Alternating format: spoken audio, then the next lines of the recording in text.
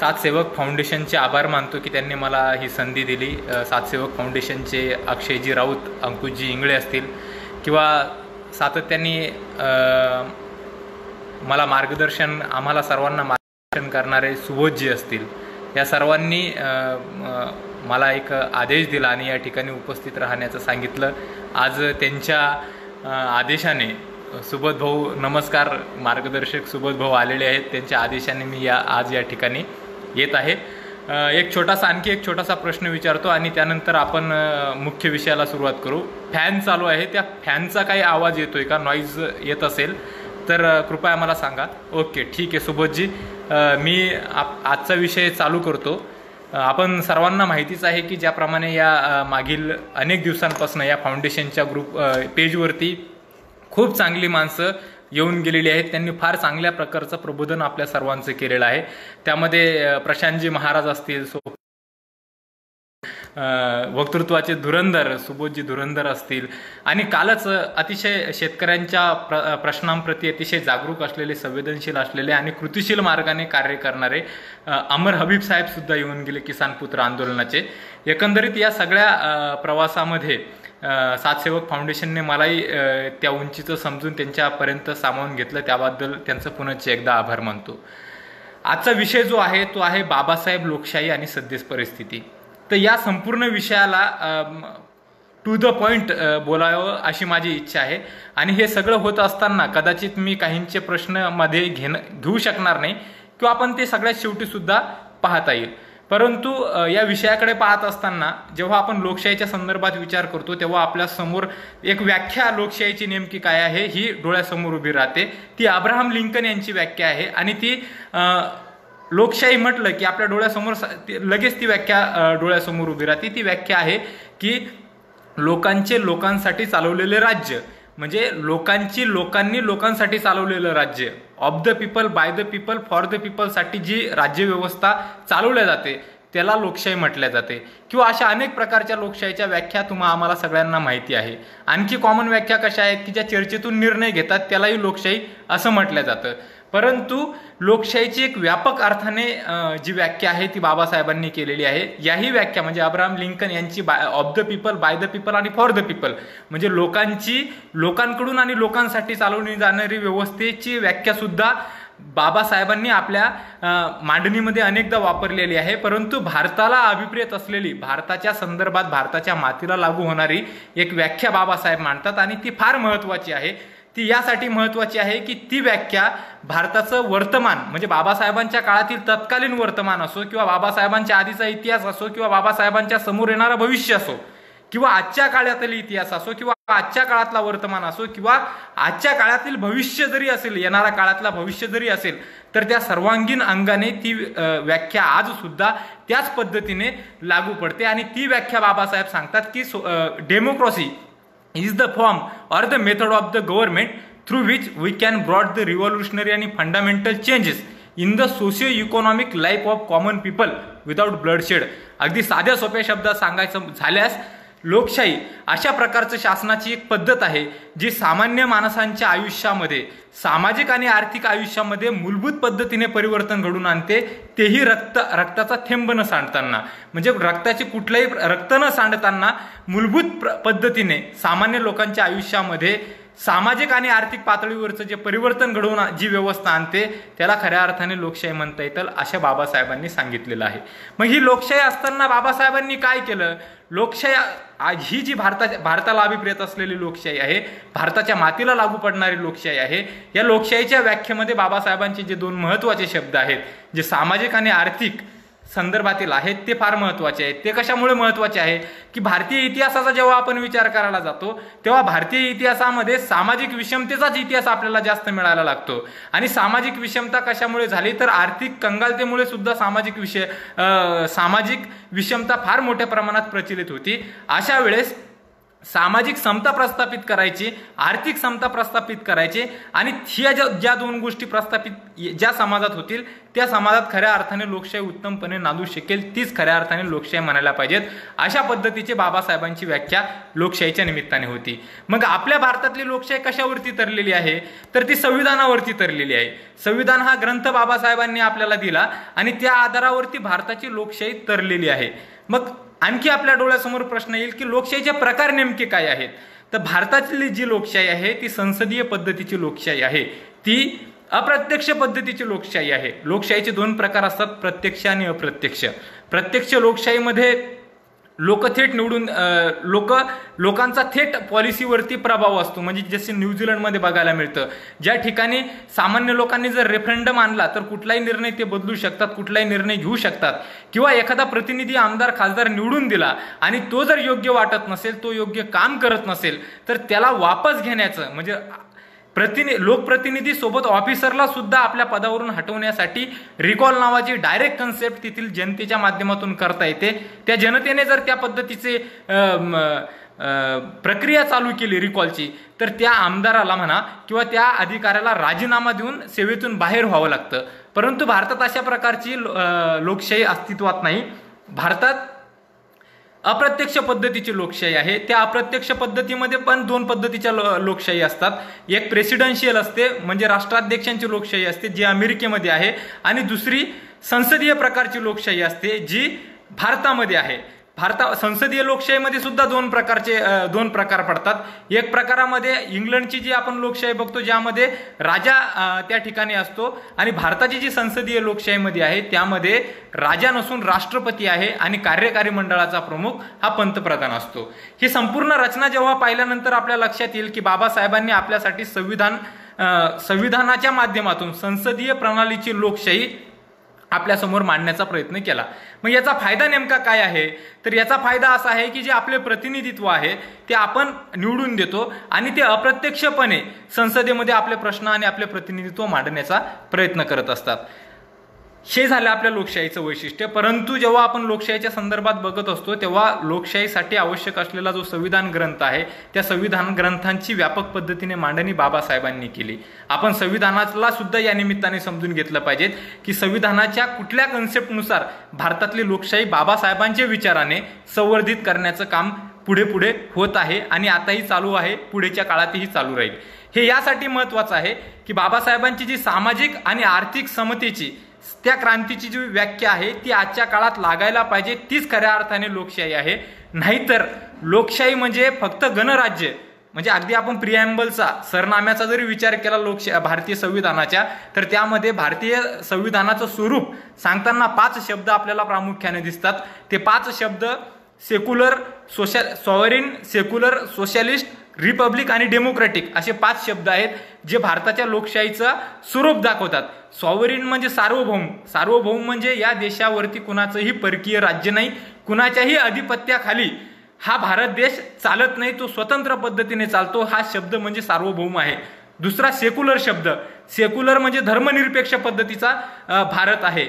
धर्मनिरपेक्षतेच्या व्याख्या सुद्धा वेगवेगळ्या आहेत. अमेरिकेसारख्या राष्ट्रामध्ये सेक्युलर म्हणजे काय आहे की त्यामध्ये धर्म आणि राज्याचं पूर्णपणे वेगवेगळेपण असतं. धर्माचा कुठल्याही प्रकारचा प्रभाव राज्यावरती आढळून येत नाही. परंतु भारतामध्ये तशा पद्धतीचा सेक्युलरिझम नाहीये. भारतामध्ये पॉझिटिव्ह अंगाचा सेक्युलरिझम आहे, सकारात्मक सेक्युलरिझम आहे, जो सर्व धर्मांना समान पातळीवरती गृहीत धरतो आणि सर्वांसाठी समान पद्धतीने काम करण्याचं काम करतो.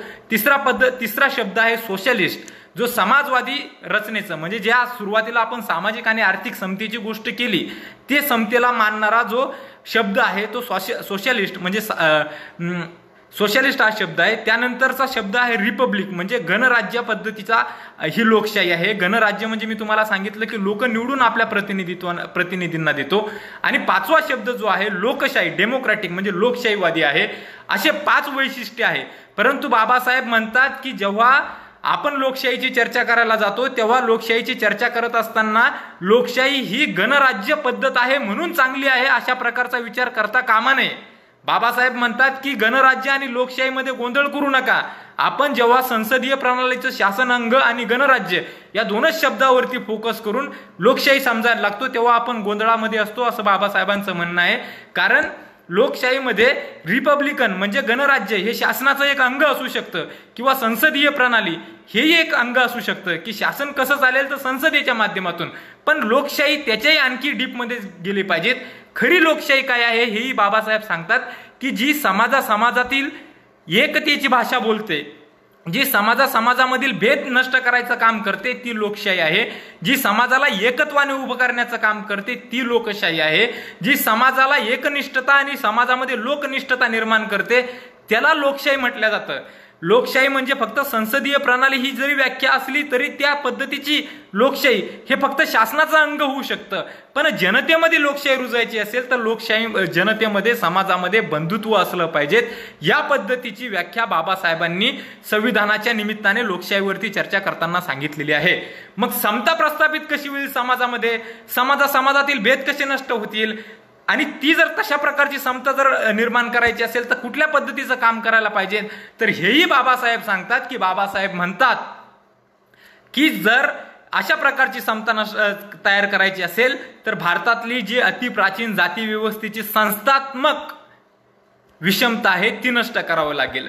संस्थात्मक विषमता म्हणजे काय आहे तर जाती व्यवस्थेची जी उतरंड आहे, जेव्हा जातीच्या उतरंडीमध्ये आपण जेव्हा चढत जातो तेव्हा जातीच्या द्वेषाची भावना वाढीस लागते आणि जेव्हा जातीच्या उतरंडीतून खाली येत जातो तेव्हा खालच्या जातीच्या संदर्भातील तथाकथित खाली ठेवलेल्या लोकांच्या संदर्भातील प्रवर्गाच्या संदर्भातील तुच्छतेची आणि तिरस्काराची भावना आपल्याला पदोपदी जाणवायला मिळते. याचं उदाहरण आज सुद्धा लागू होतं.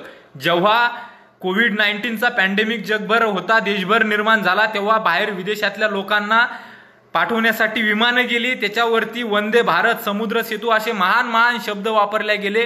परंतु रस्त्यावरती डिलिव्हरी होणाऱ्या बाईच्या मुलाला किंवा त्या रेल्वे स्टेशनच्या फलाटावरती एक लेकरू आपल्या मृत असलेल्या आईच्या शेजारी गिरट्या मारत असताना त्या ठिकाणी मात्र गौरव होत नाही. त्याच्यासाठी कुठलं अभियान आहे हा प्रश्न जोपर्यंत आम्हाला पडत नाही तोपर्यंत लोकशाहीमधली विसंगती सुद्धा आम्हाला दिसून येऊ शकत नाही. ती विसंगती जातीय व्यवस्थेच्या उतरंडीमध्ये, विषमतेच्या उतरंडीमध्ये लपलेली आहे. हे बाबासाहेबांनी 1956 साली लोकशाहीच्या संदर्भात भाषण करताना बाबासाहेबांनी अशा प्रकारची मांडणी केली होती, जी आज सुद्धा तितक्याच पद्धतीने आपल्या तुमच्या सर्वांच्या समोर अधिक प्रकाराने प्रकर्षाने दिसत आहे. म्हणून हा जो आजचा विषय होता हा यासाठी मी निवडला. खरं तर मला अनेक विषय होते, म्हणजे मी मेंढपाळांच्या संदर्भात काम करतो त्यावरती बोलता आला असतं मला, किंवा अनेक माझ्या समाजाच्या दृष्टीने, धनगर समाजाच्या दृष्टीने मला बोलता आला असतं. परंतु मी जाणीवपूर्वक हा विषय यासाठी घेतला की या निमित्ताने आम्ही विचार केला पाहिजेत की आम्हाला कशा प्रकारच्या व्यवस्थेमधून आपण जातो आहे आणि आपल्यावरती कोणते पद्धतीचे शोषणाचे प्रकार घडत आहे. यासाठी हा बाबासाहेबांना अभिप्रेत म्हणजे बाबासाहेब, लोकशाही आणि सद्य परिस्थिती हा आपण विषय या निमित्ताने घेतलेला आहे. मग आपण कुठं होतो तो सरनाम्यांवरती होतो. भारतीय संविधानाचा सरनामा, भारतीय संविधानाचं स्वरूप सांगताना 5 प्रकारचे शब्द मी या ठिकाणी वापरले. पण भारतीय संविधान ठेवतं, काही ध्येय ठेवतं, काही उद्दिष्ट ठेवतं, तेही फार महत्वाचे आहे. त्या संविधान सांगतं की आम्हाला लोकशाहीच्या माध्यमातून न्याय प्रस्थापित करायचा आहे. न्याय कोणता? सामाजिक, आर्थिक आणि राजकीय न्याय प्रस्थापित करायचा आहे. पुन्हा मी तुम्हाला बाबासाहेबांच्या व्याख्येकडे नेतो, ज्या व्याख्येमध्ये बाबासाहेबांनी सामाजिक आणि आर्थिक समतेची गोष्ट केली होती. त्याच पद्धतीची गोष्ट भारताचा संविधानाचा सरनामा सुद्धा सांगतो की या देशामध्ये जस्टिस म्हणजे न्याय, आणि तो कुठला तर पॉलिटिकल, सोशियल, इकॉनॉमिक आणि पॉलिटिकल अशा 3 प्रकारचा न्याय या देशामध्ये झाला पाहिजेत, अशा प्रकारचं उद्दिष्ट संविधान ठेवतं. दुसरं कुठलं ठेवतं? लिबर्टीचं ठेवतं.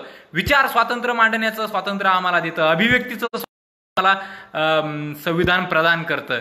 मी हे सगळं यासाठी सांगतोय की या सगळ्या गोष्टी तुम्ही स्वतः आजच्या काळात लिंक करून पहा की सामाजिक, आर्थिक, राजकीय न्याय मिळतोय का. मी पुढे येणारच आहे त्या सगळ्या विषयावरती, कशी विषमता वेगवेगळ्या स्वरूपाची आपल्या समाजामध्ये प्रचलित आहे. तिसरा महत्वाचा जो शब्द आहे तो आहे फ्रॅटर्निटी, म्हणजे बंधुत्वाच्या संदर्भातील उद्दिष्ट आपल्याला या समाजामध्ये ठेवलेलं आहे. बंधुत्व म्हणजे जे मी तुम्हाला सांगितलं की लोकशाहीच्या मध्ये अडथळा येणारा जे बाबासाहेबांनी सांगितली जाती व्यवस्था, जी एकत्र येऊ देत नाही समाज म्हणून, जी संघटित होऊ देत नाही आणि कुठल्या विषयावरती संघटित म्हणून लढू देत नाही, अशी या अडथळ्यामध्ये जी गोष्ट आहे ती सारून एकत्रित आणण्याची प्रक्रिया बंधुत्वावरती होते. चौथा शब्द इक्वॅलिटी आहे, म्हणजे समानता आहे. समानता असली पाहिजे, संधीची समानता असली पाहिजेत, माणसामध्ये सुद्धा समानता असली पाहिजेत, ही प्रिॲम्बल आम्हाला सांगतं. विशाल राजे, मी नक्की DPSP वरती येणार आहे, परंतु आपण हळूहळू जाऊ. फंडामेंटल राईट वरती पण येणार आहे, काही हरकत नाही, आपण येणार त्यावरती. सगळ्याच विषय पद्धतशीरपणे आपण या सगळ्यामध्ये घेणार आहोत. आणि हे प्रिॲम्बल आम्हाला अशा प्रकारची फाउंडेशन लोकशाहीचं या देशामध्ये निर्माण करायला प्रवृत्त करतं. कालच मी वाचलं आणि आज सुद्धा वाचलं की सुप्रीम कोर्टामध्ये एक याचिका पडली की या देशाचं नाव बदलायला पाहिजेत. या संदर्भातली भारताचं संविधान मधलं कलम क्रमांक 1 इंडिया दॅट इज भारत असं सांगतं की भारताचं नाव, या देशाचं नाव इंडिया किंवा भारत आहे. आता काही जणांना धर्माच्या आधारावरती या देशाचं नामकरण करायचं असेल तर ते या देशाच्या संविधान नाही सांगतं, कारण या देशाने बेसिकली प्रिॲम्बलमध्ये आणि आपल्या बेसिक फीचरमध्ये सुद्धा सेक्युलर हा शब्द मानलेला आहे, जो सर्व धर्मांना समान पातळीवरती पाहतो. आणखी एक गोष्ट सांगून मी पुढे या निमित्ताने सरकून जातो की मी जे तुम्हाला प्रिॲम्बल मधल्या गोष्टी सांगितल्या की ज्यामध्ये जे 5 शब्द होते, सॉव्हरेन, सेक्युलर, सोशलिस्ट, डेमोक्रॅटिक आणि रिपब्लिक, आणि त्यानंतरचे जे उद्दिष्ट होते जस्टिस, इक्वॅलिटी, फ्रॅटर्निटी आणि युनिटी अँड इंटिग्रिटी, यामधील 4 शब्द 42व्या घटना दुरुस्तीने 1976 साली इंदिरा गांधींनी प्रिॲम्बलमध्ये ऍड केले. ते होते सेक्युलर, सोशलिस्ट आणि इंटिग्रिटी. हे 3 शब्द नव्याने इंदिरा गांधींनी 42व्या घटना दुरुस्तीने संविधानामध्ये ऍड केले. म्हणजे धर्मनिरपेक्ष हे मूळ संविधानामध्ये शब्द नव्हता. सोशलिस्ट म्हणजे समाजवादी विचारसरणीचा पुरस्कार करणारा शब्द त्यामध्ये नव्हता, पण याचा अर्थ असा नव्हता की संविधान ते मानत नव्हतं. सेक्युलर म्हणजे कलम क्रमांक 25 ते 28 फंडामेंटल राईट मधलं अप्रत्यक्षपणे सेक्युलरिझमचं समर्थन करणारा आढळून येतं. तर DPSP म्हणजे राज्य मार्गदर्शक तत्वे, जे सामाजिक आणि आर्थिक समता प्रस्थापित करण्यासाठी काम करतात, ते सोशलिस्ट विचारसरणीच्या अंगाने आपल्या सर्वांसमोर दिसून येतात. या संदर्भाची केस सुद्धा सुप्रीम कोर्टामध्ये आली होती, परंतु सुप्रीम कोर्टाने सोशलिस्ट आणि सेक्युलर हे दोन्ही शब्द अपहेल्ड केले, म्हणजे योग्य आहेत ते व्हॅलिड ठरवले आणि त्यांना तशाच पद्धतीने संविधानाच्या प्रिॲम्बलमध्ये ठेवण्यासाठी सांगितलं. आज समाजामध्ये जात असताना किंवा देशामध्ये मोठ्या प्रमाणात आपल्याला असं दिसतं की काही लोक सेक्युलर या शब्दावरनं हिणवतात, काही लोक समाजवादी विचारसरणीचा पुरस्कार केल्यामुळे हिणवतात आणि सांगतात की हे संविधान बाह्य शब्द आहेत, त्यांना संविधानातून हाकललं पाहिजेत. अशा प्रकारची मांडणी आज देशामध्ये आढळून येते. परंतु त्यांना सर्वांना सांगावं असं लागेल की या देशातला कलम क्रमांक 25 ते 28 जे धार्मिक स्वातंत्र्य देण्याचं काम करतं, ते सुद्धा सर्व धर्मांना समान सेक्युलर अंगाने पाहायला सांगतं. त्याच्यामुळे संविधानाच्या अंतर्भागातच सेक्युलर हा शब्द नसला तरी त्या पद्धतीची मांडणी पहिल्यापासून होती, म्हणून सुप्रीम कोर्टाने ते सेक्युलर आणि सोशलिस्ट शब्द हा घटनेचाच भाग असल्याचं गृहीत धरून त्याला काढण्यास नकार दिलेला होता. त्यानंतर आपण काल जेव्हा सातसेवक फाउंडेशनने माझं पोस्टर तयार केलं की मी या विषयावरती ऑनलाईन येईल, त्यावेळेस एक आमचे मित्र, होय आम्ही शेतकरीच्या माध्यमातून राज्यभर शेतीच्या प्रश्नावरती वेगवेगळ्या पद्धतीने लिहितात, असे राजाभाऊ वाघमोडे यांनी मला फोन केला आणि त्यांनी सांगितलं की तुम्ही 31B बद्दल बोला. आता ही 31B काय आहे, तर मला अपेक्षा आहे मुळात 31B ची संपूर्ण मांडणी अमर हबीब साहेबांनी कित्येक काळापासून महाराष्ट्रामध्ये करत आहेत, त्यामुळे स्पेशली त्या विषयावरती मी बोलणार नाही. परंतु तो विषय राजाभाऊ मी नक्की या निमित्ताने मांडणारच आहे की 31B आणि त्या संदर्भातल्या घटना दुरुस्तीच्या बाबत बाबासाहेबांचं काय मत होतं. खरं तर 31B काय आहे किंवा 31 कलम क्रमांक 31 मधल्या कलमा काय आहेत, तर या संदर्भात कालचंही तुम्ही जर ऐकलं असेल अमर हबीब साहेबांचं, तर त्यांनी या संदर्भात व्यापक पद्धतीने बोलले असतील. परंतु संविधानाने आपल्याला काही मूलभूत अधिकार दिलेले आहेत. त्या मूलभूत अधिकार 7 प्रकारचे मूळतः संविधानाने मूलभूत अधिकार दिले होते. ज्यावेळेस भारतीय राज्यघटना 1949 रोजी 26 नोव्हेंबर 1949 रोजी आपण घेतली आणि 26 जानेवारी 1950 पासून आपण अधिकृतरित्या संविधान दिवस मानवतो, प्रजासत्ताक दिन मानवतो. संविधान दिन 26 नोव्हेंबर 1949 रोजी आपण साजरा करतो. त्या ज्या दिवशी म्हणजे 26 जानेवारी 1950 रोजी भारताच्या संविधानामध्ये 395 कलम होती, 8 शेड्यूल होते आणि 22 भागामध्ये संविधान हे विभागलेलं होतं. परंतु 1951 साली पहिल्यांदा संविधानाच्या निमित्ताने घटना दुरुस्ती झाली. पण त्याही आधी आपण फंडामेंटल राईट बाबत बोलत होतो की या संविधानाने मूलतः 7 फंडामेंटल राईट मूळ संविधानामध्ये होते. जे काय सांगत होते का पहिला जे होतं ते इक्वेलिटीच्या संदर्भातील होतं. कलम क्रमांक 14 ते 18 जर आपण अभ्यासलं तर ते सांगतं की कलम क्रमांक 14 ते 18 हे समानतेच्या संदर्भातलं कलम आहे, ज्यामध्ये अस्पृश्यता कलम क्रमांक 17 नुसार अस्पृश्यतेला थारा दिलेला नाहीये किंवा जातीच्या वर्ण, वंशाच्या वर्ण, जन्माच्या वर्ण कोणाला भेद करता येणार नाहीये अशा प्रकारचे कलम 15वं कलम त्या संदर्भातील आहे. 16वं कलम मागासवर्गीय असलेल्या घटकांना योग्य प्रतिनिधित्व देण्याच्या बाबतीतलं आहे. तर 18वं कलम ज्या काही राजे रजवाड्यांच्या पदव्या दिल्या होत्या त्या नष्ट करण्याच्या संदर्भातलं आहे. हे इक्वेलिटी आहे. हे काय सांगतं की कोणीही नाही, म्हणजे तो कोणी राजा असेल, त्याने राणा लावलेला असेल, महाराणा लावलेला असेल, राजा महाराजा धीराज जे काय वाटेल असेल ते लावलेलं असेल, त्या मध्ययुगातल्या पदव्या कलम क्रमांक 18ने समाप्त करून टाकल्या. आणि गावातला शेतमजूर असेल तोही तितकाच आहे. आणि जो तथाकथित राजेशाहीची परंपरा चालवत आलेला कोणी महान असेल तोही समान पातळीवरती असल्याचं संविधानाने स्पष्ट केलेलं आहे. आणि त्यामुळे त्याला समानतेचे कलम म्हणतात. 19 पासून 22 पर्यंतचे स्वातंत्र्याचे कलम आहेत, जे स्वातंत्र्य आपल्याला वेगवेगळ्या प्रकारचे स्वातंत्र्य दिलेले आहेत. कलम क्रमांक 19 अभिव्यक्ती स्वातंत्र्याचा पुरस्कार करणारं कलम आहे. आणि त्या कलम त्यामध्ये वेगवेगळे आहे, म्हणजे बोलण्याचं स्वातंत्र्य आहे, लिहिण्याचं स्वातंत्र्य आहे, एकत्र येण्याचं स्वातंत्र्य आहे, आंदोलन करण्याचं स्वातंत्र्य आहे, संघटना स्थापन करण्याचं स्वातंत्र्य आहे, फिरण्याचं स्वातंत्र्य आहे, व्यावसायिक स्वातंत्र्य आहे. आणि त्यातीलच एक कलम F होतं. ते काय होतं ते कलम F हे राईट टू प्रॉपर्टी संदर्भात होतं, म्हणजे मालमत्तेच्या बाबतीत ते कलम होतं. आणि त्याचा व्यापक शेतीच्या संदर्भातील किंवा इतरही मालमत्ता, पर्सनल मालमत्ता, खाजगी मालमत्ता हे कलम क्रमांक 31 मध्ये आढळतं. तर मग काय झालं की जमीन सुधारणेचे कार्यक्रम, म्हणजे आपण जमीन नेहरूंवरती समाजवादी विचारसरणीचा प्रभाव होता आणि नेहरूंना समाजवादी कार्यक्रम पुढे करण्यासाठी जमीन सुधारणेची अनेक काळापासूनची, म्हणजे स्वातंत्र्य लढ्यातही अनेक कम्युनिस्ट आणि सोशलिस्टांनी जमीन सुधारणेच्या संदर्भातल्या मागणी केल्या होत्या.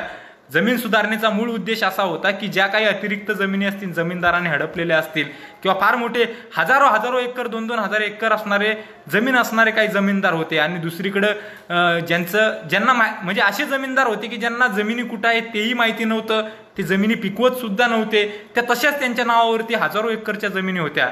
आणि दुसरीकडे त्यांच्याच जमिनीवरती राबणारा, पिढ्यानपिढ्यापासून खपणारा, वेड बिगारीचं जीवन जगणारा माणूस होता, समूह होता, ज्याच्या नावावरती जो कसत होता पण त्याला जमीन मिळत नव्हती.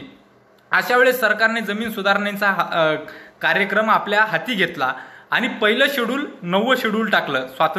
संविधान 26 जानेवारी 1950 नंतर 1951 साली पहिली घटना दुरुस्ती झाली आणि त्यामध्ये 9वं शेड्यूल ऍड केलं. आता 9वं शेड्यूल ऍड केलं त्याला आपण पहिली घटना दुरुस्ती म्हणतो किंवा काही जण घटना सुधारणाही म्हणतात. शेतकऱ्यांच्या वतीने लढणारे अनेक जण त्याला घटना बिघाडी म्हणतात, कारण त्यांनी त्या घटना दुरुस्तीने शेतकऱ्यांना गुलामीत टाकलंय असं अनेकांचं म्हणणं आहे. आणि ते खरंही दिसतं. त्याचं कारण आहे की जेव्हा 9वं शेड्यूल तयार करण्यात आलं ते मूळतः जमीन सुधारणेच्या संदर्भात 9वं शेड्यूल तयार केलं होतं. त्या अंतर्गत जे काही कायदे टाकता येतील त्या कायद्यांना न्यायालयामध्ये आव्हान देता येणार नाही. म्हणजे जर मूलभूत कायदा राईट टू प्रॉपर्टी असेल आणि तो जर त्याच्या विरुद्ध जर कायदा करायचा असेल की म्हणजे प्रॉपर्टीच्या अधिकाराला शून्य करायचं असेल तर त्या संदर्भातला कायदा करायचा आणि तो 9व्या शेड्यूलमध्ये टाकायचा.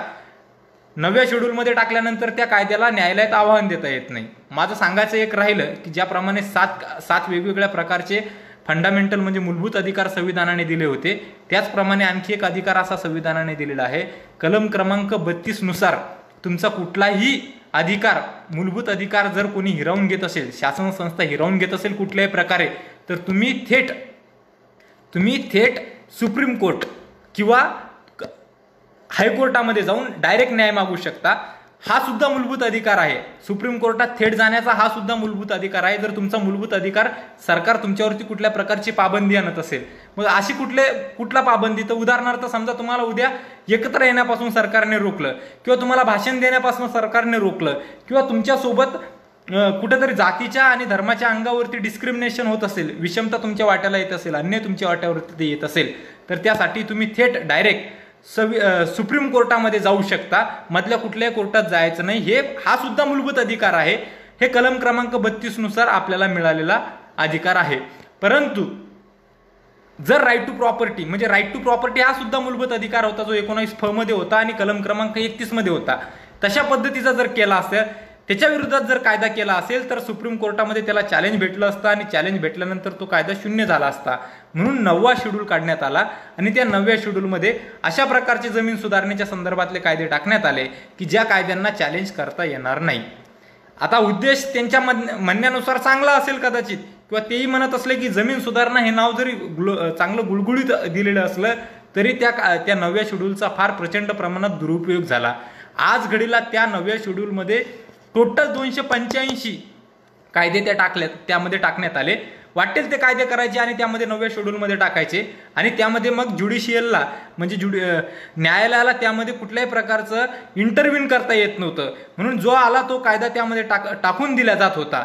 आज घडीला 285 कायदे त्यामध्ये आहेत, त्यातील 2 कायदे काढून टाकले आणि एक कायदा सब क्लॉज म्हणून त्यामध्ये एका कायद्याचा सब कायदा म्हणून त्यामध्ये आहे। असे एकंदरीत सध्या घडीला जर म्हटले तर 282 कायदे, 285 मधून 2 काढले आणि एक सब कायदा, असे 282 कायदे आहेत।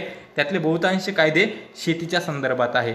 मग जेव्हा या गोष्टीवरती व्यापक चर्चा व्हायला लागली आणि या 9व्या शेड्यूलचा दुरुपयोग व्हायला लागला, तेव्हा सुप्रीम कोर्टाची एक केस आहे IR कोहेलो, ही 2007ची केस आहे। या केसमध्ये सुप्रीम कोर्टाने संपूर्ण या 9 शेड्यूलला च्या बाबत विचार केला आणि 2007ला असा निकाल दिला की 1973 पासून जे कोणते कायदे 1973 नंतर जे कोणते कायदे 9व्या शेड्यूलमध्ये टाकण्यात आले, ते कायदे ज्युडिशियल रिव्ह्यू म्हणजे न्यायिक सक्रियतेपासून त्यांना लांब ठेवता येणार नाही, किंवा त्यांना आव्हान देता येणार नाही, अशा प्रकारची जी मानसिकता आहे ती ठेवता येणार नाही। त्यांना सुद्धा आव्हान देता येईल, परंतु ते कायदे 1973 नंतरचे असले पाहिजेत असं सुप्रीम कोर्टाचं म्हणणं होतं। म्हणून 1973 नंतर जे कायदे किंवा ज्या गोष्टी केल्या गेल्या आणि त्या 9 शेड्यूलमध्ये टाकण्यात आल्या, त्या गोष्टींना आव्हान देऊन ते नष्ट करण्याचा अधिकार सुद्धा सुप्रीम कोर्टाने या निमित्ताने आपल्याला दिलेले आहे। सुप्रीम कोर्टाने दिलेला आहे तो IR कोहेलो केसच्या संदर्भातला आहे आणि फार फेमस केस जी आहे केशवानंद भारती खटला, तो 1973 सालचा होता। त्या खटल्याच्या तारखेपासूनच सुप्रीम कोर्टाने 9व्या शेड्यूलच्या त्यानंतरचे जे कोणते येतील ते सगळे 9व्या शेड्यूलच्या अधीन असतील। याचं कारण असं होतं की तामिळनाडू सरकारने एक रिझर्वेशनचा आरक्षणाचा क्रायटेरिया आरक्षण देण्याचा एक कायदा केला होता आणि त्यानुसार तेथील आरक्षणाची मर्यादा ही 69% गेली होती। मूळतः संविधान हे 50% आरक्षणाची मर्यादा असलेलं आहे असं सांगितलेलं होतं। 1963 साली सुप्रीम कोर्टाने सांगितलं होतं की 50% जास्त आरक्षणाची मर्यादा जाता कामा नये, परंतु तामिळनाडू रिझर्वेशन ऍक्टने तामिळनाडूमधील रिझर्वेशन 69% केलं आणि 69% केल्यानंतर त्याला आव्हान देता येऊ नये म्हणून ते 9व्या शेड्यूलमध्ये टाकलं। यावरती विचार करताना सुप्रीम कोर्टाने ज्युडिशियल रिव्ह्यू हा बेसिक स्ट्रक्चरचा भाग असल्याचं सांगण्यात आलं आणि त्यानंतर जे 73 नंतरचे जे कोणते कायदे 9व्या शेड्यूलमध्ये येतील त्या सर्वांना आव्हान देता येईल, त्या संदर्भातील त्यावरती त्यांना रद्द करता येतील अशा पद्धतीचा निर्णय सुप्रीम कोर्टाने दिलेला आपल्याला सगळ्यांना आढळून येतो। मग आपण 31 च्या संदर्भात होतो। 31 हा ज्यावेळेस ऍड केलं, घटना दुरुस्ती केली, पहिली घटना दुरुस्तीने 9वं शेड्यूल त्यामध्ये टाकण्यात आलं, परंतु तरीही राईट टू प्रॉपर्टीचा अधिकार होता। त्यामुळे नंतर पुन्हा शेतीच्या संदर्भात आणि राईट टू प्रॉपर्टीच्या संदर्भात राईट टू प्रॉपर्टीच्या संदर्भात वारंवार याचिका सुप्रीम कोर्टामध्ये दाखल व्हायला लागल्या आणि त्यामुळे 4थ्या घटना दुरुस्ती जेव्हा कलम क्रमांक 31च्या बाबत न्यायालयामध्ये गेले त्यावेळेस मात्र बाबासाहेबांनी यावरती फार व्यापक पद्धतीने बोललेले आहेत। मी 5 सेकंदात पाणी पितो ते सांगतो पुन्हा.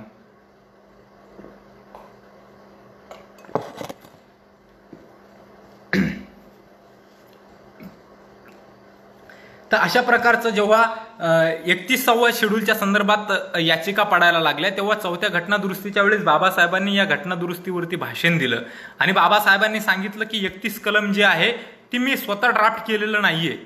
ते कलमामध्ये अतिशय गोंधळलेल्या कलमा टाकण्यात आल्या आणि ते गोंधळाचं कारण असं होतं की नेहरू एका बाजूला होते जे सांगत होते की जमीन सुधारणाच्या संदर्भात व्यापकतेने कार्यक्रम राबवा, दुसऱ्या बाजूला सरदार पटेलांचा ग्रुप होता जो त्यांच्या विरोधात होता.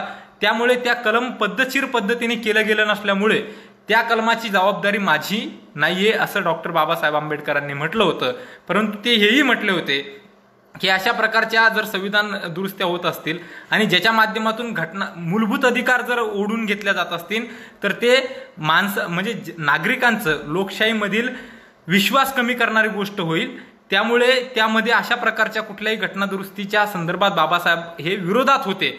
आणि इतकंच नाही तर बाबासाहेब इतकेही म्हणाले होते की जर घटना बदलायची वेळ आली असेल तर मी घटना बदलणाऱ्यांमध्ये असेल, कारण मला अभिप्रेत असलेले लोकशाहीचं जे पवित्र मंदिर होतं त्यामधून देवांचा वास निघून गेला आणि तिथं राक्षस आले आणि ते राक्षस कितीदाही मारले तरी ते वारंवार जिवंत होणारे राक्षस त्यामध्ये आल्यामुळे मला ते मंदिरच जाळावं असं वाटतं, असं बाबासाहेबांनी लोकशाहीच्या घटनेच्या संदर्भात म्हटलेलं अतिशय धाडसी वाक्य 1953 सालचं आहे आणि 1955 सालच्या भाषणामध्ये सुद्धा बाबासाहेबांचं आपल्याला आढळून येतं.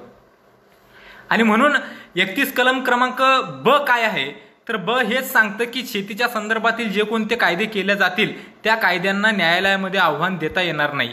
कलम क्रमांक 31 अ पण आहे, तेही सरकार जर प्रॉपर्टी ॲक्विजिशन ऑफ प्रॉपर्टी करत असेल तर त्या संदर्भातील जे काही मोबदला आहे त्या संदर्भातलं 31 अ सुद्धा आहे आणि 31 सी हे सुद्धा त्यामध्ये कलम आहे. ते कलम directive principle of state policy म्हणजे राज्य मार्गदर्शक तत्वामधील 39 ब आणि सी बी आणि सी जे इन्कम इनइक्वॅलिटीच्या बाबतीत बोलण्याचं काम करतं त्या संदर्भात आहे. जेव्हा जेव्हा अशा प्रकारचा कार्यक्रम राज्य राबवेल तेव्हा 31 सी अंतर्गत फंडामेंटल राईट्स काढून घेण्यात येतील या संदर्भातलं कलम क्रमांक 31 सी आहे.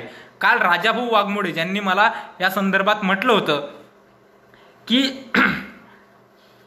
घटना दुरुस्ती करणं हेच मुळात चुकीचं आहे असं त्यांचं म्हणणं होतं. परंतु काय होतं की मुळात संविधान हे फ्लेक्झिबल आहे. संविधान हा काय धर्मग्रंथ नाही की जो 5000 वर्षापूर्वी लिहिला आणि त्याचे कलम त्याच्या गोष्टी आजही त्याच पद्धतीने लागू राहतील आणि तशाच पद्धतीने चालत राहतील अशा प्रकारचं संविधान नाहीये. संविधान एकाच वेळी फ्लेक्झिबल आहे आणि एकाच वेळेस कठोर सुद्धा आहे. ते यासाठी आहे की संविधान जिवंत आहे.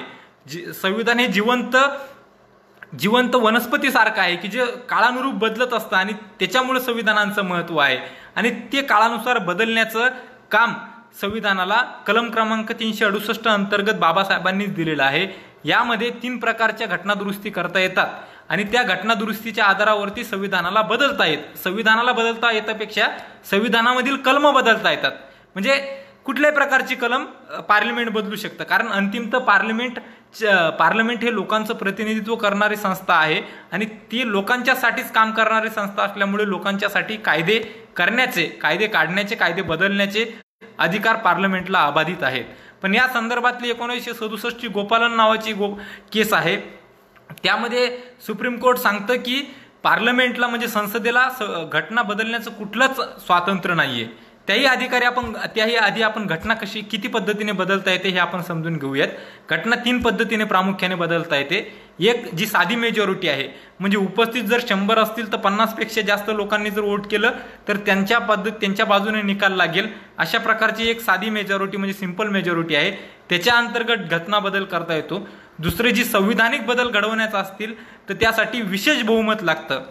विशेष बहुमत म्हणजे जे टोटल सीट्स आहेत म्हणजे आपल्या भारतीय संसदेच्या साधारणतः 548 ते 550 सीट्स आहेत, त्यापैकी 50% जास्त आणि उपस्थित असलेल्या वोटिंग करणाऱ्या लोकांच्या 2/3 इतकं जर वोटिंग झालं तर त्या अंगाने घटनेमध्ये सुधार घडवून आणता येतो. आणि तिसऱ्या प्रकारची घटना जी आहे जी भारताचं संघराज्य स्ट्रक्चर आहे, केंद्र आणि राज्य या संबंधांच्या वरती प्रभाव करणारी एखादी दुरुस्ती असेल तर त्यावेळेस संसदेमध्ये विशेष बहुमताने, म्हणजे मी आता सांगितलं की दोन्ही संसदेचे 2 सभागृह, लोकसभा आणि राज्यसभा, या दोन्ही सभागृहातील टोटल संख्येच्या 50% पेक्षा जास्त आणि उपस्थित आणि वोटिंग करणाऱ्या लोकांच्या 2/3 या 2 कंडिशन सॅटिस्फाय करणारी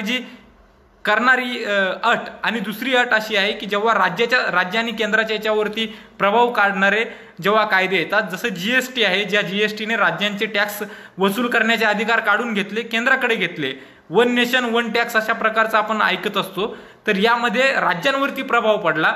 राज्यांवरती प्रभाव पडणारी जी कलमं आहेत, ज्या संविधानिक दुरुस्त्या असतील, त्या दुरुस्त्या करायच्या असेल तर दोन्ही सभागृहाची विशेष बहुमत आणि 50% पेक्षा जास्त राज्यांचं साधं बहुमत करून आपण संसद कुठल्याही प्रकारची संविधान दुरुस्ती त्या निमित्ताने करू शकते.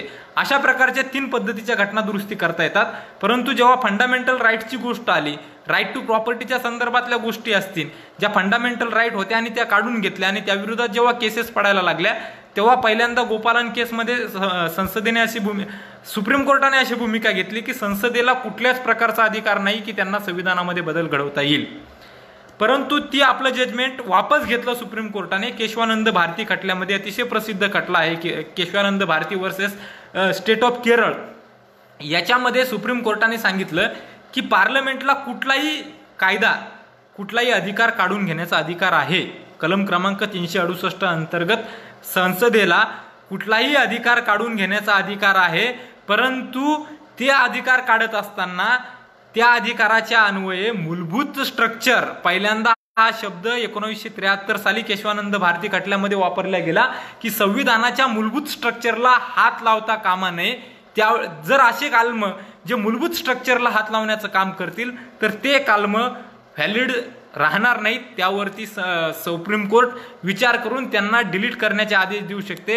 हे 1973च्या केशवानंद भारती खटल्यामध्ये सुप्रीम कोर्टाने दिलेलं अतिशय महत्वाचं जजमेंट आहे.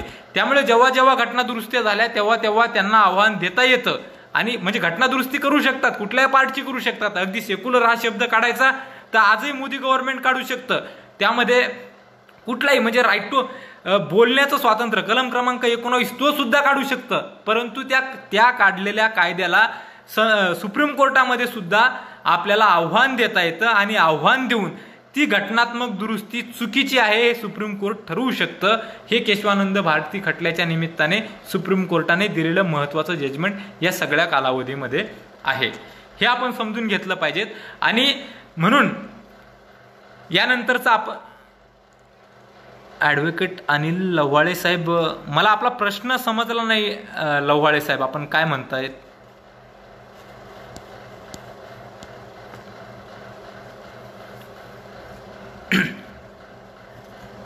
ठीक आहे. त्यानंतर आपण लोकशाहीचे हे आपण मोठ्या प्रमाणात लोकशाही समजून घेण्याचा प्रयत्न केलेला आहे. मूलभूत अधिकार सुद्धा लोकशाहीच्या कलम क्रमांक 37 पासून 50-51 पर्यंतचे लोकशाहीचे DPSP म्हणजे राज्य मूलभूत मार्गदर्शक तत्व आहेत, ज्या आधारावरती सामाजिक आणि आर्थिक एकता आणण्याचं काम करता येऊ शकतं. त्यावरती बोलताना बाबासाहेब आंबेडकरांनी फार महत्वाचं एक वाक्य वापरलं होतं की जर या समाजामध्ये सामाजिक आर्थिक समता प्रस्थापित केली नाही तर त्या लोकशाहीला काही अर्थ राहणार नाही. हे सांगताना बाबासाहेब सांगतात की जेव्हा आपण लिबर्टी असेल, इक्वॅलिटी असेल आणि फ्रॅटर्निटी असेल, म्हणजे स्वातंत्र्य असेल, समता असेल आणि बंधुत्व असेल, या तिन्ही शब्दांना एकत्रित करून नांदवलं पाहिजे. जर एका या शब्दांपासून वेगवेगळी या शब्दांपासून वेगवेगळ्या करणाऱ्या गोष्टी जेव्हा म्हणजे या तिन्ही शब्दांना जर वेगवेगळं केलं तर लोकशाहीचं रिलेव्हन्स राहू शकत नाही. कारण बाबासाहेब सांगतात की जेव्हा आपण लिबर्टीला म्हणजे स्वातंत्र्याला समानतेपासून दूर करतो तेव्हा अल्प काही मुठभर लोकांची त्यावरती सत्ता प्रस्थापित होते. त्याचं उदाहरण आज आपल्याला समाजामध्ये दिसू शकतं की समानता नाहीये परंतु स्वातंत्र्य आहे. स्वातंत्र्य काय आहे तर अनेकांनी उद्योग टाकले असतील, त्याच्या माध्यमातून शेकडो कोटींची मालमत्ता जमवली असेल, परंतु याच देशामध्ये साधारणतः 70 कोटी पर्यंत असे लोक आहेत की ज्यांच्या एक वेळचं पोट भरायचा प्रश्न निर्माण होतो. ही कुठंतरी विसंगती आपल्याला या देशाच्या समाज व्यवस्थेमध्ये दिसून येते.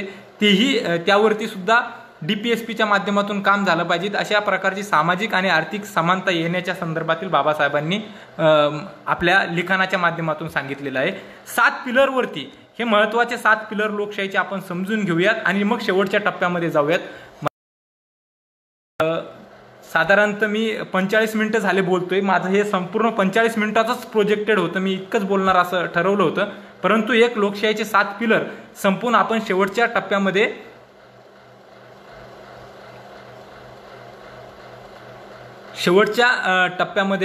आपण जाऊयात.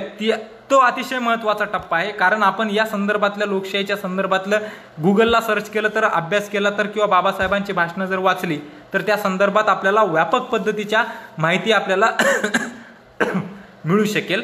बाबासाहेबांनी 6-7 पिलर सांगितलेले आहेत की ज्यावरती लोकशाही तरलेली आहे. मी पहिला पिलर तुम्हाला सांगितलं की समाजामध्ये समता असली पाहिजे, समाजामध्ये भेदभाव राहिले नाही पाहिजेत, समाजामध्ये उच्च निश्चता नाही राहिली पाहिजेत. बाबासाहेबांनी आपल्या भाषणात सांगितलं की ज्या ज्या लोकशाहीमध्ये उच्च निश्चता राहिलेली आहे आणि एका गटाने दुसऱ्या गटावरती ज्या ज्या लोकशाहीमध्ये अन्याय केलेला आहे, त्या व्यवस्थेमध्ये, लोकशाही व्यवस्थेमध्ये खालच्या वर्गातील लोकांनी क्रांती करून ती व्यवस्था मोडण्याचं काम केलेलं आहे. मग जगातला कुठल्याही क्रांतीचा इतिहास जर पाहिला, तुम्ही रशियन क्रांती पहा, फ्रेंच रिव्हॉल्युशन पहा की अमेरिकन रिव्हॉल्युशन पहा, या सगळ्या क्रांतीमध्ये खालच्या जो अन्यायग्रस्त व्यक्ती होता, समूह होता, ज्याला अधिकार मिळत नव्हते, जो अधिकारापासून वंचित होता, न्यायापासून वंचित होता, त्या लोकांनी क्रांती करून ती रिव्हॉल्युशन त्या काळामध्ये घडवून आणलेली आहे. भारतामध्ये जर इतकी चांगली असलेली लोकशाही टिकवायची असेल, संविधान टिकवायचं असेल, तर त्या खालच्या तळागाळातील लोकांना सतत त्यांच्यामधील आणि उच्च तथाकथित असलेल्या उच्चवर्गीयांमधील दरी कमी करायला पाहिजेत. आणि ही दरी करण्याचं काम कोणाचं आहे, तर जे वेल प्रिव्हिलेज लोक आहेत, जे या सगळ्या गोष्टीचा फायदा घेऊन राज्य करत आहेत, सगळ्या क्षेत्रात राज्य करत आहेत, आर्थिक असेल, सामाजिक असेल किंवा राजकीय क्षेत्रामध्ये असतील, या क्षेत्रात जर ते काम करत असतील तर त्यांनी आपले प्रिव्हिलेजेस म्हणजे विशेष अधिकार सरेंडर केले पाहिजेत आणि खालच्या तळागाळातील लोकांना त्या पद्धतीचे अधिकार मिळवून देण्यासाठी प्रयत्न केले पाहिजेत. हा मूलभूत आणि पहिला पिलर बाबासाहेब मांडतात. दुसरं पिलर मांडतात की या लोकशाहीला जर संवर्धित करायची असेल तर स्ट्रॉंग अपोजिशन असला पाहिजेत, म्हणजे विरोधी पक्षनेता ताकदीचा असला पाहिजे. 1969 साली विरोधी पक्षनेत्याला वैधानिक अधिकार संविधानामध्ये मिळाला. त्याच्या आधी विरोधी पक्ष नेता होता, परंतु त्याला वैधानिक अधिकार नसल्यामुळे त्याला विशेष अधिकार मिळत नव्हते. तो 1969 साली आपल्या देशामध्ये मिळालेला आहे. परंतु स्ट्रॉंग अपोजिशन असलं पाहिजे. त्याचं कारण बाबासाहेब सांगतात की जेव्हा आपण निवडून देतो आणि दुसरी निवडणूक होते, या दोनच्या काळामध्ये 5 वर्षाचा कालावधी असतो. या कालावधीमध्ये शासन व्यवस्थेवरती अंकुश ठेवणारं कोणीतरी असलं पाहिजे. म्हणजे बाबासाहेब सांगतात की राजेशाही आणि लोकशाहीमध्ये हाच फरक आहे. राजेशाहीमध्ये राजा एकदा निवडला गेला की त्याच्या विरुद्ध प्रश्न करणारा कोणीच नसतो, पण विरोधी पक्ष, लोकशाहीचं वेगळं पण हे आहे की लोकशाहीमध्ये स्ट्रॉंग विरोधी पक्ष असला पाहिजे, जो सतत सत्ताधारी लोकांना प्रश्न करणारा असला पाहिजे, सत्ताधाऱ्यांना त्यांच्या धोरणांबाबत प्रश्न विचारणारा असला पाहिजे, त्यांच्या प्रत्येक पॉलिसीला क्रिटिसाइज करणारा असला पाहिजेत.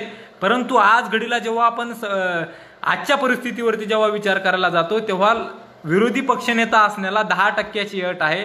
टोटल संसदेच्या संख्येपैकी 10% म्हणजे 550 पैकी 54 इतके सदस्य असलेला किंवा त्यापेक्षा जास्त सदस्य असलेला पक्ष हा विरोधी पक्ष होऊ शकतो. परंतु सध्याच्या काळातील देशातला सगळ्यात मोठा विरोधी मत घेणारा, विरोधी जागा पटकवणारा पक्ष हा काँग्रेस आहे, परंतु त्याचे 55 सीट नाहीत. त्यामुळे त्याला त्या अर्थाने, संविधानिक अर्थाने, वैधानिक अर्थाने विरोधी पक्षाचा नेता, विरोधी पक्ष नेता अशा पद्धतीचा ऑथोराइज शिक्का नाहीये. म्हणजे तो त्याला विरोधी पक्षनेता म्हणून संसदेमध्ये ते वैधानिक संविधानिक पद नाहीये. त्याला 10%ची अट त्यांना पूर्ण करता आली नाही. त्यामुळे अशा प्रकारची परिस्थिती या निमित्ताने उद्भवलेली आपल्याला दिसून येते. परंतु तशा प्रकारचा विरोधी पक्षनेता असला पाहिजेत. म्हणून आज विरोधी पक्षनेत्याची काय अवस्था सत्ताधारी लोकांनी केली, बहुसंख्याक लोकांनी केली, हेही आपल्याला आपण पाहिलं पाहिजेत की या बहुसंख्याक लोकांनी विरोधी पक्षाला देशविरोधी जणू काय ठरवला. त्याने विरोध केला एखाद्या गोष्टीला, तर त्या विरोध करणाऱ्या गोष्टीला अगदी देशाच्या आणि राष्ट्रवादाच्या पातळीवरती नेऊन बदनाम करून ठेवलं, जेणेकरून त्यांनी केलेली कुठलीही घटना, कुठलाही प्रश्न हा देशविरोधीच वाटावा आणि अशा प्रकारचा प्रोपोगंडा सामान्य मानांच्या लोकांच्या जीवावरती थोपवण्यात आल्यामुळे आज विरोधी पक्षांची फार मोठ्या प्रमाणात सगळ्याच विरोधी पक्षांची बदनामी सामूहिक पद्धतीने ट्रोल पद्धतीने या देशामध्ये होत असताना दिसत आहे. अतिशय दुर्दैवी आणि असंविधानिक कृत्य आहे असं मला या निमित्ताने वाटतं. कारण विरोधी पक्षाचा नेत्याला अधिकारच असतो, तो त्याची संविधानिक नैतिकताच असते की त्याने सत्ताधाऱ्यांचे वाभाडे काढ. आणि अशा वेळेस पत्रकारांच्या बाबतीतही बाबासाहेब या निमित्ताने एक वक्तव्य वापरतात की पत्रकारांनी आणि वृत्तपत्रांनी विरोधी पक्ष नेत्याला विरोधी पक्षाला मोठ्या प्रमाणात प्रसिद्धी दिली पाहिजे सत्ताधाऱ्यांपेक्षा. कारण वृत्तपत्रांचं सुद्धा काम विरोधी पक्ष म्हणूनच असतं. परंतु बाबासाहेब म्हणतात असं पाहायला मिळतात की वृत्तपत्रे ही जाहिरातीच्या आधारावरती उदरनिर्वाहाची साधने बनल्यामुळे ती सत्ताधाऱ्यांचं लांगुल चालन करण्यात पुढे पुढे करतात आणि विरोधी पक्षाच्या बाजूला फार कोपऱ्यामध्ये कुठेतरी दूरवरती जागा देतात. आजच्या काळामध्ये बाबासाहेबांचं भाषण ते 55-56 होतं. आज त्यांच्या जाण्यानंतर सुद्धा 60 वर्षानंतर त्यांचे वाक्य ॲज इट इज लागू पडताना दिसतात की कशा प्रकारे भारताचा मीडिया या देशातील बातम्यांना कव्हरेज देतो, कशा प्रकारे या देशातील मीडिया त्या औरंगाबादच्या रुळावरती पडलेल्या लोकांना कव्हरेज देतो आणि कशा प्रकारे या कोविड पॅन्डेमिकमध्ये या तळागाळातील लोकांच्या प्रचंड हालापेष्टा होत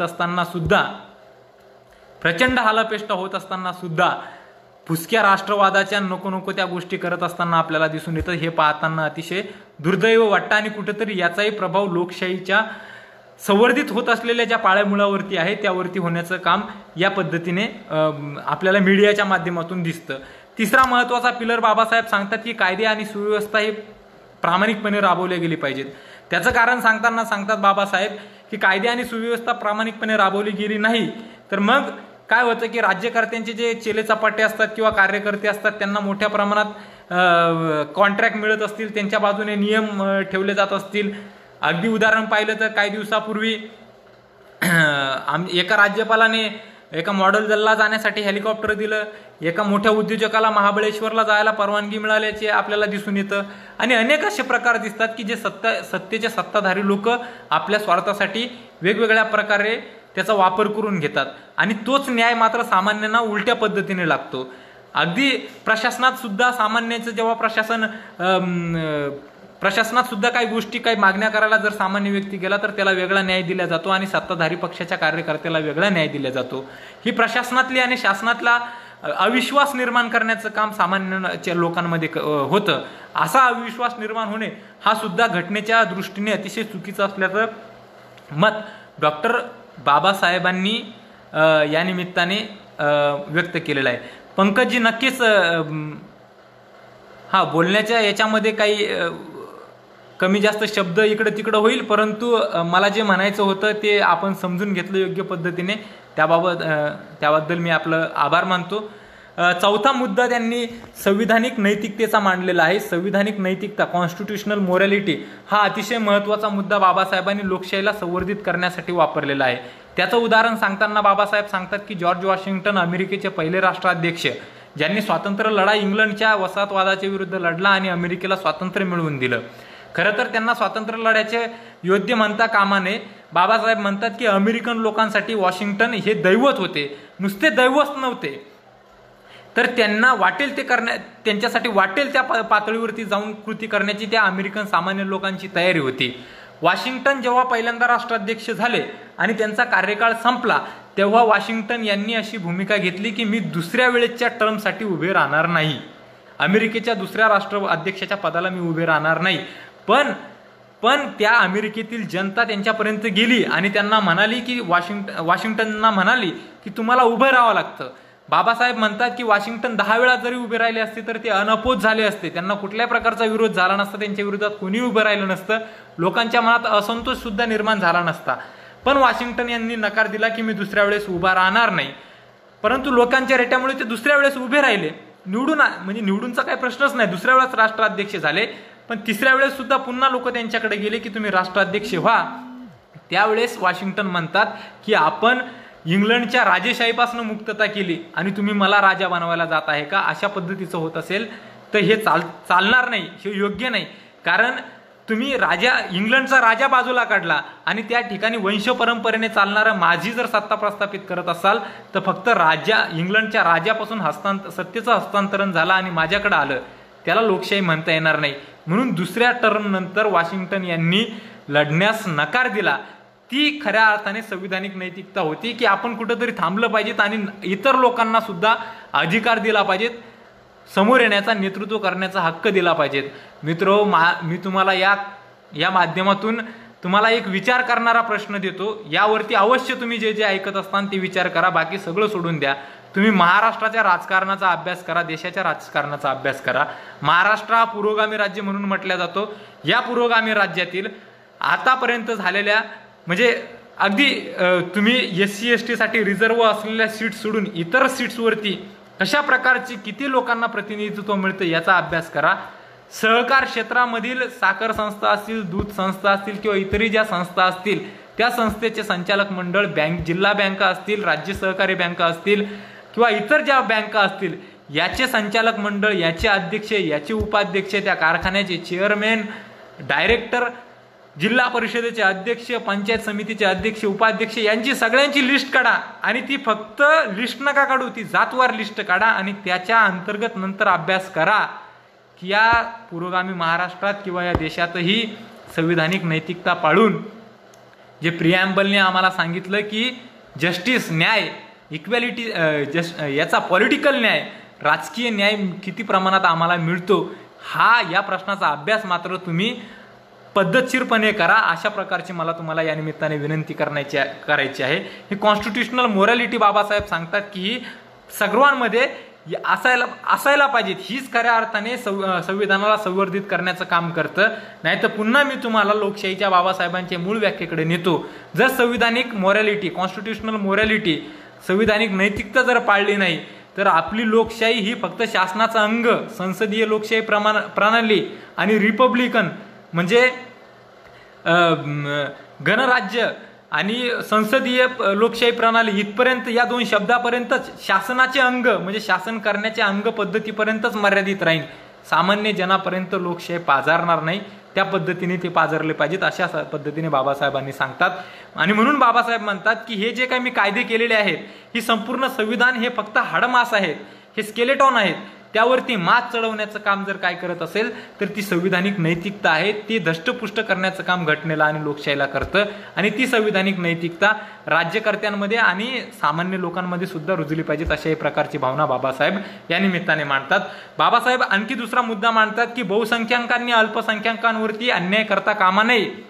लोकशाहीमध्ये बहुसंख्याक वाद चालत नाही. म्हणजे आज आणि त्याचा आजच्या घडीला तुम्ही विचार करा, या देशातल्या अल्पसंख्याकांना हा देश आपला आहे का, तुम्ही राष्ट्रवादी आहात का, तुम्ही भारतीय आहात की नाही, हे वारंवार सिद्ध करावं लागतं. आणि त्यांच्या प्रत्येक कृतीवरती म्हणजे त्यांना प्रत्येक कृतीवरती प्रश्नचिन्ह निर्माण करतात आणि त्यावरती त्यांना राष्ट्रीयत्व किंवा भारतीयत्व सिद्ध करायला प्रवृत्त करतात, जेणेकरून ते अल्पसंख्याक दुय्यम नागरिक आहेत या देशाचे. परंतु ही पूर्णतः संविधानिक कृती आहे. ही बहुसंख्याकांनी अल्पसंख्याकांवरती लादलेली कृती आहे. आणि आजही या देशामध्ये अनेक जण असे म्हणतात की एक विशिष्ट गटाचा या देशामध्ये अधिकार राहायचा नाही. आणि म्हणून मी सांगितलं की काल जी पिटिशन पडली, जी याचिका पडली की देशाचं नाव बदला, तर त्या याचिकेच्या मुळाशी ही मानसिकता आहे की हा देश विशिष्ट लोकांचा आहे, विशिष्ट लोकांना या देशात राहायची परवानगी नाही, त्यांनी अन्यत्र कुठंतरी जावं, अशा प्रकारची मानसिकतेचं, बहुसंख्याकवादी मानसिकतेचं रुजवणूक या देशामध्ये मागील काही वर्षांपासून होत आहे. ते असंविधानिक आहे. ते असंविधानिक याहीसाठी आहे की संविधानाने या देशाचं सेक्युलर हे नेचर स्वीकारलेलं आहे. पण दुसऱ्या वेळेस मला नरहर कुरुंदकरांचे शब्द सुद्धा आठवतात. नरहर कुरुंदकर म्हणतात की समजा या देशामधून अगदी स्पष्ट सांगायचं तर मुसलमानांना हकलून दिलं, काढून दिलं, तर त्यानंतर बहुसंख्य असणारा हिंदू समाज तरी एकरूप राहील का? त्याचं कारण आहे की नाही राहू शकत. या देशामध्ये हिंदू म्हणून राहताना सुद्धा उतरंड आहे. ती धर्माची उतरंड आहे, 4 वर्णाची उतरंड आहे आणि हजारो जातीची उतरंड आहे. ती उतरण फक्त सरळ अशी उभीच नाही तर आडवी तिडवी कशी आहे. म्हणजे बाबासाहेब सुद्धा सांगतात की जातीची उतरंड पाहिल्यानंतर एक विशिष्ट वर्गातला जर घेतलं तर तो कुठल्या तरी जातीवरती अन्याय करत असतो, सोबतच ते कुठल्या तरी जातीचा अन्याय सहन करत असतो. परंतु त्या समूहाला जी वरचा समूह आपल्यावरती अन्याय करतो त्याची चीड असते, परंतु ज्या खालच्या समूहावरती तो खुद्द समूह अन्याय करतो त्याबाबत मात्र त्याला आत्मीयता नसते. अशा प्रकारची विषमता सुद्धा या देशामध्ये आपल्याला बघायला मिळते. आणि सगळ्यात शेवट बाबासाहेब म्हणतात की लोकनिष्ठा असली पाहिजे संविधान संवर्धन करण्यासाठी. सगळ्यात महत्त्वाची आणि शेवटची गोष्ट बाबासाहेब लोकनिष्ठा सांगतात. लोकनिष्ठा म्हणजे काय, तर या देशातल्या लोकांना आपले सगळे इतर बांधव आपले वाटायला पाहिजेत. जे फ्रॅटर्निटीचा कन्सेप्ट आपण प्रिॲम्बलमध्ये अभ्यास केला किंवा बंधुत्वाची व्याख्या आतापर्यंत आपण जी अनुभवली ती बाबासाहेब लोकनिष्ठतेमध्ये सांगतात. त्याचं कारण आहे की जेथे जेथे अन्याय होत असेल त्या त्या ठिकाणी लोकनिष्ठता जागी झाली पाहिजेत, एकनिष्ठता जागी झाली पाहिजेत आणि सर्वांनी एकत्रितपणे त्या पद्धतीने लढलं पाहिजेत. आता 31B आपण बोललो असेल किंवा अनेक अन्यायाच्या संदर्भात जेव्हा बोलतो तेव्हा आपण एक गोष्ट लक्षात घेतली पाहिजेत की जेव्हा जेव्हा अन्याय होतो तेव्हा तेव्हा आम्ही एकत्र म्हणून किती येतो हेही लक्षात घेतलं पाहिजेत. एक उदाहरण सांगतो. समजा शेतकऱ्यांवरती, विशिष्ट शेतकऱ्यांवरती अन्याय होत असला आणि तो संस्थात्मक शासनाच्या तर्फे अन्याय होत असेल तेव्हा शेतकरी काही काळ एकत्र तयार येतो, संघर्ष करायला तयार येतो. पण ज्या वेळेस व्यापक पद्धतीने तो एकत्र येतो तेव्हा त्या शेतकऱ्याच्या संघटनामधील काही लोक त्या संबंधित मंत्र्याच्या विरुद्ध किंवा अधिकाऱ्याच्या विरुद्ध लढताना हा विचार करतात की हा आपल्या जातीचा आहे का नाही. आपल्या जातीचा असेल तर त्यांच्यातला लढा कमकुवत होत जातो आणि अन्याय बळावत जातो. अशा अनेक पद्धतीने, अनेक अँगलने आपण या सगळ्या गोष्टींचा विचार करायला पाहिजेत. आपण विचारही करू शकतो की कशा प्रकारे हा अन्याय बळावत जातो, की आपल्या जातीचं जेव्हा जेव्हा गोष्टी येतात तेव्हा तेव्हा अन्याय करणारा आपल्या जातीचा असेल तर गप्प बसायचं किंवा सोयीच्या भूमिका घ्यायच्या. आणि आपल्याला सगळ्याकडं सगळ्या पद्धतीने दिसून येतं. आणि म्हणून ही उतरंडीमध्ये, ही जाती व्यवस्थेच्या उतरंडीमध्ये फक्त ती समाजावरतीच अन्याय करते अशातला भाग नाही, तर वैयक्तिक पातळीवरती सुद्धा अन्याय करण्याचं काम ही जाती व्यवस्था करत असते. ती माणसामध्ये भेद तर निर्माण करतेच, परंतु एखादा कर्तबगार माणूस असेल तर त्या कर्तबगार माणसाला सुद्धा त्याचं कर्तृत्व पासून वंचित ठेवण्याचं काम करतं. अगदी साधं उदाहरण मी तुम्हाला सांगतो. एखादी जात स्पेसिफिकली पकडा. मी माझी जात पकडतो सोयीसाठी, धनगर म्हणून. जेव्हा माझी जातीवरती दुसरा जात अन्याय करते तेव्हा मी तिच्या विरुद्ध चिडून बोलू शकतो. माझा समूह चिडून बोलेल, आम्हाला अधिकार मिळत नाही, आम्हाला सत्ता मिळत नाही, अशा प्रकारचे चिडून मिळून. परंतु जेव्हा आम्ही, हे उदाहरण म्हणून देतोय, स्पेसिफिकली घेऊ नका अशा पद्धतीचं, हे तुम्हाला समाजामध्ये प्रचलित अनेक ठिकाणी दिसेल. तुम्ही उघड्या डोळ्याने पाहिले तर ते तुमच्या जातीबद्दल सुद्धा दिसेल. आम्हाला खालच्या जातीबद्दल मात्र असूया वाटायला लागतात, त्यांच्याबाबत मात्र दुय्यम भाव आमच्या मनामध्ये निर्माण होतो. आता आपण खालच्या जातीतल्या तथाकथित निम्नत्व दिलेल्या जातीकडे जर पाहिलं तर असं लक्षात येईल की त्यांच्यातही त्याच प्रकारची भावना आहे, परंतु त्यांच्याही खाली काहीतरी जाती आहेत आणि त्यांच्या खाली असलेल्या जातींना ते स्वीकारत नाहीत. त्यांच्यापेक्षा आपण थोडेसे वर आहोत म्हणून त्यांच्यामध्ये वृथा अभिमान येतो. बाबासाहेब म्हणतात की या दोन मधली जी दरी आहे हीच खऱ्या अर्थाने लोकशाहीला घातक असलेली आणि मारक असलेली आहे. अगदी साधं उदाहरण सांगतो. एससी साठी जर एखादा मतदारसंघ रिझर्व असेल, हे समजून घ्या तुम्ही, एससी साठी जर एखादा मतदारसंघ रिझर्व असेल, एकतर मुळात एससी चालत नाही. ओपन मतदारसंघामध्ये एससीला प्रतिनिधित्व किंवा निवडून देताना आपली मानसिकता कशा प्रकारची आहे किंवा त्यांची संख्या किती आहे हे तुम्ही अभ्यासा. परंतु जर असलाच एखादा एससी साठी मतदारसंघ रिझर्व, जे संविधानाने केलेले आहेत रिझर्व, त्याप्रमाणे जर एखादा एससी उभा राहिला तर त्यामध्ये सुद्धा बौद्ध असला तर त्याला निवडून, तो कितीही कर्तबगार असो तर त्याला निवडून देताना विचार करतात लोक. पण त्याच विरोधात हिंदू चांभार असला तर त्याला मात्र निवडून देताना कुठलाही विचार करत नाहीत, कारण तो हिंदू आहे, चांभार हिंदू आहे. बौद्ध आणि महार आणि बाबासाहेब यांनी धर्म परिवर्तन केलं म्हणून आमच्या मनात जो सुप्त राग आहे तो राग उफाळून येतो. मग एक वेळेस एससी मधला चांभार चालेल कारण तो हिंदू आहे, आणि पण बौद्ध चालणार नाही. बौद्ध कितीही कर्तबगार असला तरी तो चालणार नाही. त्याच्यापेक्षा हिंदू असलेला चांभार चालेल, भलेही त्याच्याकडे कुठल्याही प्रकारची राजकीय क्षमता त्यावेळेस असेल किंवा नसेल, हा कुठलाही विचार करता येत नाही. आणि त्याच्याही वरची पातळी जेव्हा येते, जर ओबीसी आणि एससी मध्ये निवडणूक असले तर प्रामुख्याने ओबीसींना निवडल्या जातं. एससीवरती एससी मधला कितीही कर्तबगार असो त्याला नाकारल्या जातं, आणि ओबीसी मधला कर्तबगार नसला तरी त्याला निवडून दिल्या जातं. शेवटी त्या संदर्भात जात येते, आणि त्यावेळेस व्यक्तीमधले जे कलागुण असतात, नेतृत्व गुण असतात, वेगवेगळे आयाम असतात, त्याला जाती व्यवस्था कुठंतरी मारण्याचं काम करते. हे आपण उघड्या डोळ्याने आजूबाजूला जर पाहिलं तर स्पष्टपणे आणि अधिक प्रखरतेने आपल्याला प्रामुख्याने लक्षात येईल. हेही मला या ठिकाणी अतिशय नम्रतेने सांगावंसं वाटतं. हे संपूर्ण आपण संविधानाच्या संदर्भात ऐकून घेतलं, अनेकांचे प्रश्न आहेत. एक शेवटचा टप्पा घेतो आणि आपण थांबूयात. माझं खरं तर 40 ते 45 मिनिटाचं बोलायचं ठरलं होतं. सुबोध दादाला सुद्धा मी हे वारंवार सांगितलं होतं. 1 तास होऊन गेला. शेवटचं सांगतो, हे महत्वाचं आहे. तुम्ही 1 तासातलं सोडून द्या बोलणं, काय बोललो तेही सोडून द्या, ते तुम्हाला कुठेही मिळेल. परंतु हे जे मी पुढचं बोलतोय हे डोळे, कान आणि हृदय उघडं ठेवून ऐका. कोविड-19 पॅन्डेमिकने आम्हाला घरामध्ये ठेवलं. आम्ही मीम्स बनवत असू, आम्ही क्रिएटिव्हिटी करत असू, ही चांगली गोष्ट आहे. परंतु वास्तव डोळ्याने जेव्हा समाजाकडे पाहायला जाऊ तेव्हा विदारक चित्र डोळ्यासमोर उभं राहतं. ते यासाठी की उझबेकिस्तानवरनं कुत्रा आलेला आपण त्याचा गवगवा करतो, पण 1200 किलोमीटर आपल्या बापाला सायकलवरती घेऊन जाणारे ज्योती पासवान जेव्हा डोळ्यासमोर दिसायला लागते तेव्हा दुःख वाटायला लागतं. आता तिचं कौतुकाचे म्हणजे ट्रम्पच्या पोरीने ट्विट केलं म्हणून आपल्याला कौतुकाचे उधाण आले आणि कुठंतरी ती नारी शक्तीचे वगैरे वगैरे आपलं नेहमीप्रमाणे आपले सुरू झाल्या गोष्टी. परंतु ती काय अभिमानाची गोष्ट नाही, ती लाजिरवाणी गोष्ट आहे. ती लाजिरवाणी गोष्ट त्या मुलीमध्ये शौर्य होतं, याबाबत काही वाद नाही. शौर्य होतं म्हणून तिने तिच्या बापाला 1200 किलोमीटर आपल्या सायकलीवरती आणलं. तिने व्यवस्थेपुढं लोटांगण घातलं नाही किंवा व्यवस्थेची वाट पाहिली नाही. परंतु हे व्यवस्थेचं अपयश आहे की त्या मुलीला तिथपर्यंत आपल्या बापाला चालवत सायकलवरती आणावं लागलं. जेव्हा मी त्या रेल्वेच्या प्लॅटफॉर्मवरती आई मेलेली असते आणि तिच्या आजूबाजूला तो मुलगा घिरट्या घालत असतो, तेव्हा ते घिरट्या घालत असताना आम्ही विचार केला पाहिजे की ही व्यवस्था कुणासाठी काम करते. मित्रो, काही दिवसापूर्वी एका सगळ्यात मोठं जे राज्य आहे त्या राज्याचे मुख्यमंत्री म्हणाले की आमच्या राज्यातले कामगार माझ्या परवानगीशिवाय दुसऱ्या राज्यात नेता येणार नाही. आणि त्याला प्रत्युत्तर म्हणून महाराष्ट्रातल्या एका नेत्याने सांगितलं की त्या राज्यातले कामगार कसे येतात आता तेच आम्ही बघतो, त्यांना सुद्धा आमची परवानगी घेऊन यावं लागेल. हे 2 उच्चवर्गीय इलाइट क्लासमधल्या लोकांची भांडणं आहेत. ते त्यांच्या स्वार्थासाठी लढत आहेत. पण त्या कामगाराला कोणी विचारलं की बाबा तुला काय वाटतं, त्याला ना त्या उत्तर प्रदेशच्या मुख्यमंत्र्याशी घेणं आहे, ना इथल्या महाराष्ट्रातल्या त्या कोणत्या नेत्यासोबत घेणं देणं आहे. त्याला फक्त त्याच्या पोटाशी घेणं देणं आहे.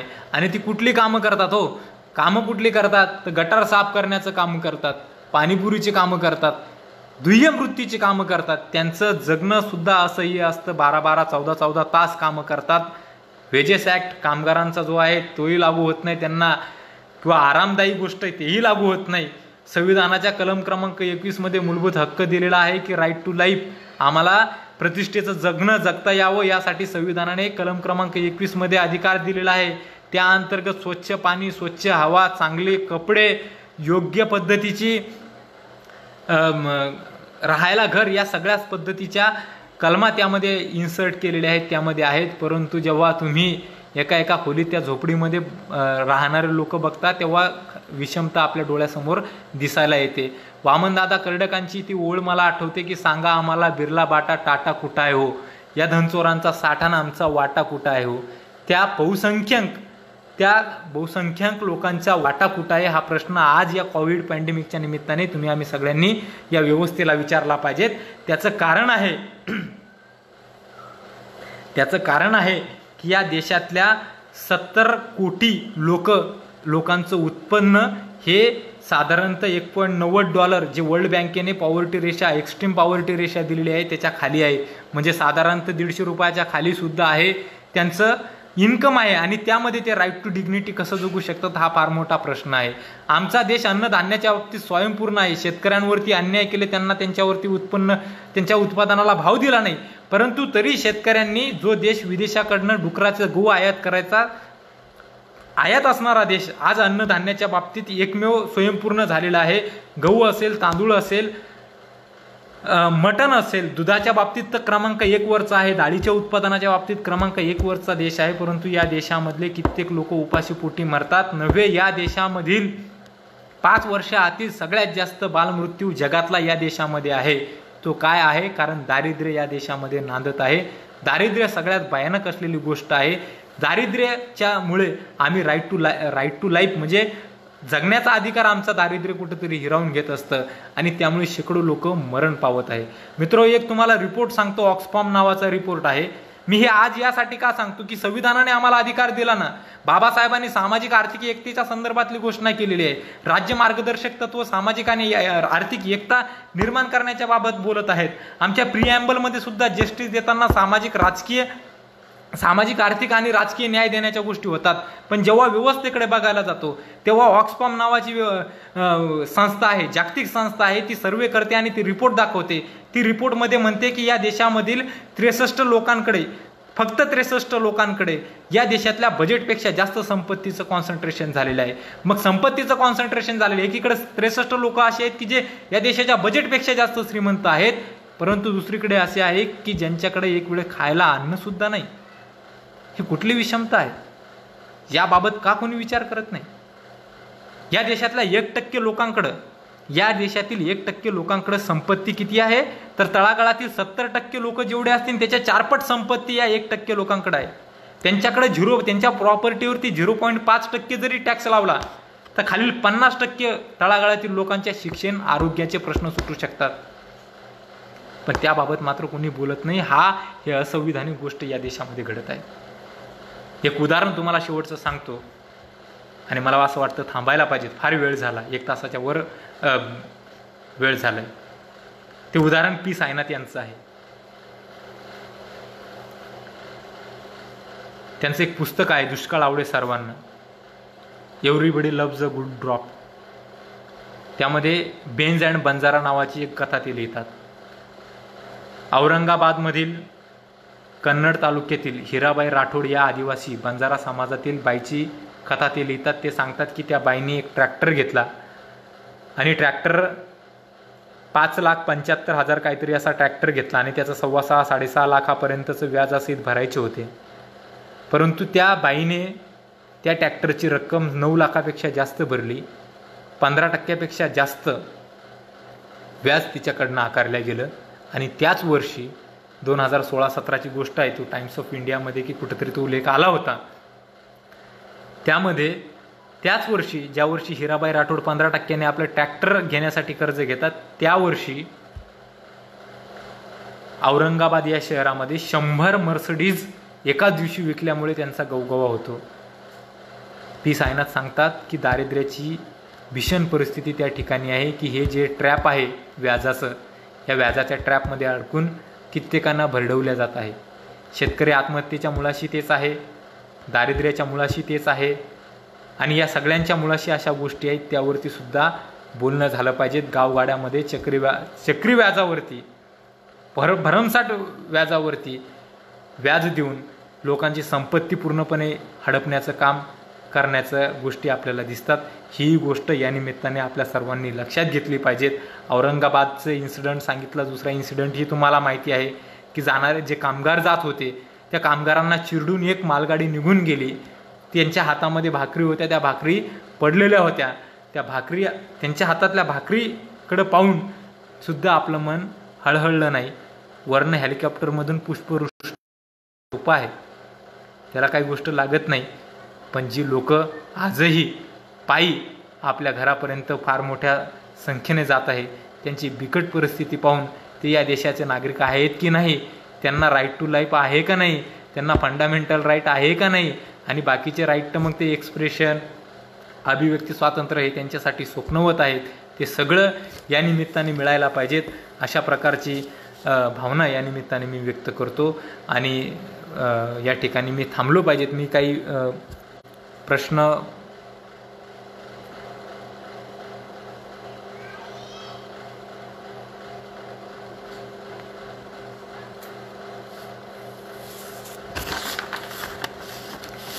मला असं वाटतं की मी आता थांबलं पाहिजेत. काही जर कोणाला प्रश्न असेल तर एक 5 मिनिट आपण पंकजजी, वेगवेगळ्या समिती आहेत, दारिद्र्य मोजण्याची जी संकल्पना आहे त्या आपण लक्कडवाला समिती आहे, तेंडुलकर समितीचा फॉर्म्युला वेगळा आहे, परंतु साधारणतः जागतिक पातळीवरती दारिद्र्य मोजण्याची वर्ल्ड बँकेची आणि ऑक्सफर्ड विद्यापीठाची एक कंबाईन पद्धत आहे. त्यामध्ये त्याची जी लाईन आहे ती 2 पद्धतीने आहे. एक पॉवर्टी आहे आणि दुसरी एक्स्ट्रीम पॉवर्टी आहे.